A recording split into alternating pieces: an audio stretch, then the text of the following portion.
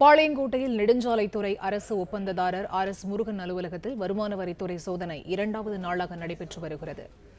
கூடுதல் தகவல்களை தர காத்திருக்கிறார் எமது செய்தியாளர் அமுல் ஜெய்சிங். அவரிடம் பேசலாம். வணக்கம் அமுல் ஜெய்சிங், விவரங்களை பதிவு செய்யுங்க.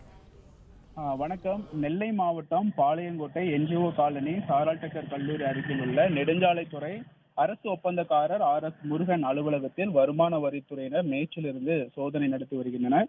அரசு ஒப்பந்தக்காரர் RS முருகன் அலுவலகம் மற்றும் வீடுகளில் நேற்று 15 மணி நேரத்திற்கு மேலாக தொடர்ந்து சோதனை நடைபெற்றது.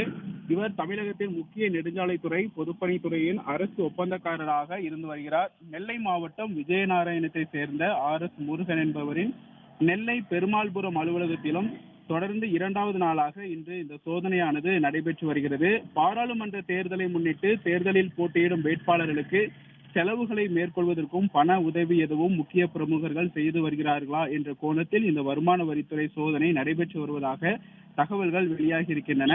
நேற்று முன்தினம் திருநெல்வேலியில் திமுக கிழக்கு மாவட்ட செயலாளர் முன்னாள் சபாநாயகருமான ஆவுடையப்பன் அலுவலகத்தில் வருமான வரித்துறை சோதனை நடைபெற்று வந்த நிலையில் அதிமுக பிரமுகர்களை குறிவைத்து வருமான வரித்துறை சோதனை தற்பொழுது நடைபெற்று வருகிறது. நெல்லை முழுவதும் பரபரப்பை ஏற்படுத்தியிருந்தது. 15 மணி நேரத்திற்கு மேலாக நேற்று நெல்லையில் அரசு ஒப்பந்தக்காரர் RS முருகன் அலுவலகத்தில் நடைபெற்று வந்த சோதனை நேற்று இரவு முடிவடைந்த நிலையில் நேற்று முக்கிய ஆவணங்களும் அதிகாரிகள் பறிமுதல் செய்திருப்பதாகவும் தகவல்கள் வெளியாகி இருந்தது.